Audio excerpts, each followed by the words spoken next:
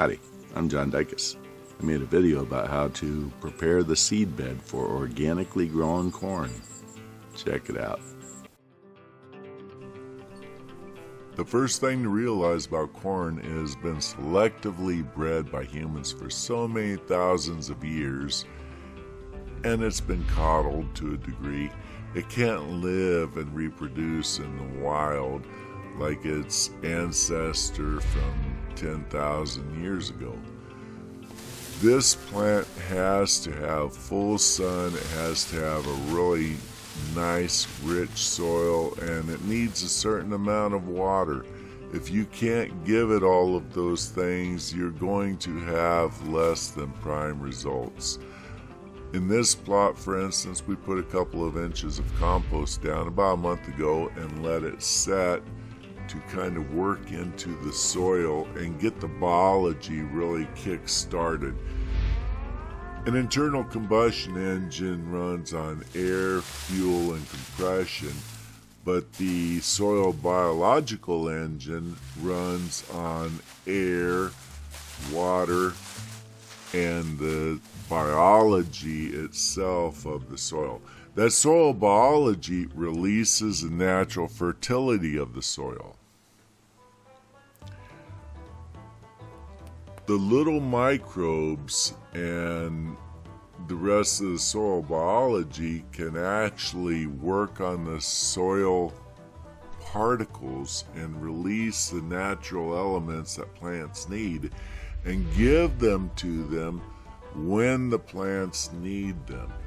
But to do that, the soil biology has to have a nice, loose, fluffy soil like this, so that they have all of this humus to live in and move through, and it gives the right aeration and soil moisture levels that the soil biology can live.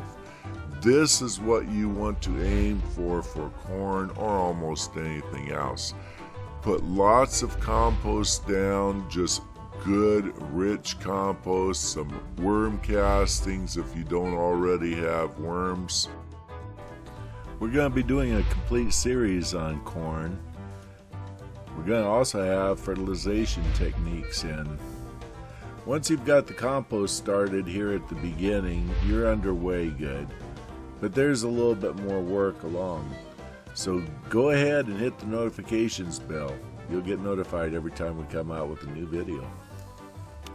Perhaps a good way to think about it is thinking of the soil as a giant bacterial culture you are raising in a laboratory. You have to maintain the proper environmental conditions. That, for instance, is why I had this sawdust mulch on top of the soil. After I put the compost down and worked it in initially a month ago, I needed to cover it so it would not get burned out by the sun. Now here I'm putting peat moss down. Peat moss is a really good amendment to soil. It has no nutritional value at all, but what it gives is this beautiful fluffiness that you see here, and it can hold so much water and yet gives aeration capability. So it's one of the things you need to do. You need to have a lot of organic matter in your soil. I encourage you to put a couple inches of compost down every year and then work it in, rake it out, and you are going to have a very beautiful seed bed. Thank you much. Be sure to subscribe and stay tuned for more videos in the entire series of making really excellent corn.